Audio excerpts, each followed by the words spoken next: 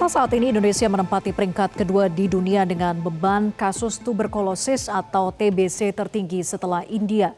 Namun di tengah tingginya angka penularan, ada sosok pahlawan tanpa tanda jasa yang terus bergerak mendampingi para penderita TBC. Salah satunya adalah Ike, seorang perempuan kader Perkumpulan Pemberantasan Tuberkulosis Indonesia atau PPTI Jakarta Utara yang telah mengabdi sejak tahun 2013. Kita simak liputannya. Saat ini saya berkesempatan untuk mengikuti kader dari Perkumpulan Pemberantasan Tuberkulosis Indonesia sekaligus bertemu langsung dengan salah satu pasien pengidap TBC di Kelurahan Warakas, Kecamatan Tanjung Priuk, Jakarta Utara. Bagaimana aktivitas para kader tersebut? Berikut liputannya.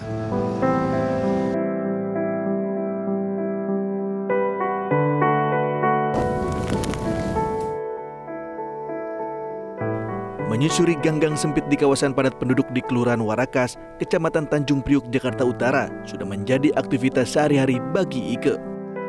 Keputusannya bergabung menjadi kader PPTI berawal dari keprihatinannya melihat seorang tetangga yang dikucilkan warga karena mengidap TBC.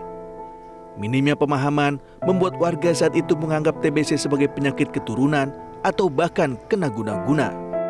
Tugas Ike bukanlah hal mudah.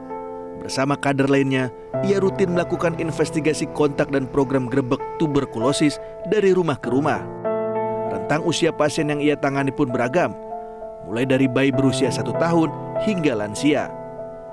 Namun tantangan terbesar di lapangan justru datang dari kesulitan menemukan alamat pasien. Banyak pasien yang sulit dilacak lantaran memberikan alamat domisili yang tidak sesuai dengan KTP.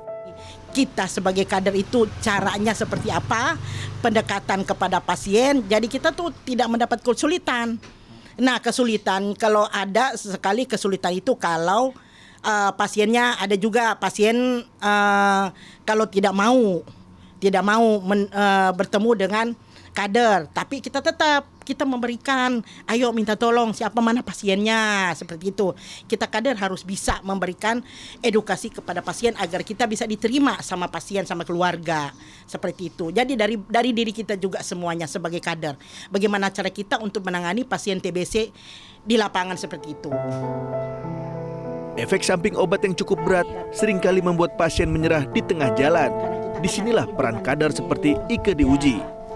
Mereka bukan hanya hadir sebagai pengawas minum obat, tetapi juga menjadi sistem pendukung mental bagi para pasien TBC. Ike sendiri memiliki kisah inspiratif sebelum menjadi kader TBC. Ike merupakan seorang penyintas kanker payudara yang hidup dengan hanya 1 ginjal. Ike pun harus mengkonsumsi obat selama 5 tahun lamanya. Ketangguhannya inilah yang ia tularkan kepada para pasien TBC agar tidak mengalah dengan keadaan dan tetap semangat untuk sembuh. Saya pikir mah ya sakit batuk biasa, ternyata ada TBC. Ternyata kan tidak ada yang punya penyakit TBC, kenapa ini anak saya kena ini, gitu aja. Khawatir juga sih, ada sedikit khawatir. Ya harapannya sih anak saya jangan berlarut-larut, ya penyakit cepat sembuh gitu. Lebih dari 1 dekade mengabdi sebagai garda terdepan, Ike mengaku tidak pernah menerima insentif atau gaji dari pemerintah. Semangatnya murni didorong oleh panggilan hati serta apresiasi dari pihak PPTI. Baginya, melihat pasien kembali sehat adalah bayaran tertinggi dari jerih payahnya selama ini. Dedikasi Ike menjadi bukti nyata bahwa perlawanan terhadap TBC bukan hanya soal tindakan medis, namun juga soal empati dan pendobrakan stigma di tengah masyarakat. Dari perjalanan hari ini kita bisa melihat peran dari kader pendamping TBC bukan hanya sekedar pengingat minum obat, akan tetapi juga sebagai pendukung utama bagi kesembuhan bagi para pasien.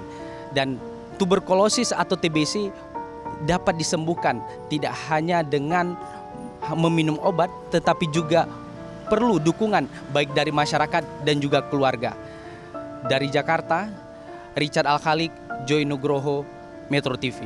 Jelajahi cara baru mendapatkan informasi. Download Metro TV Extend sekarang.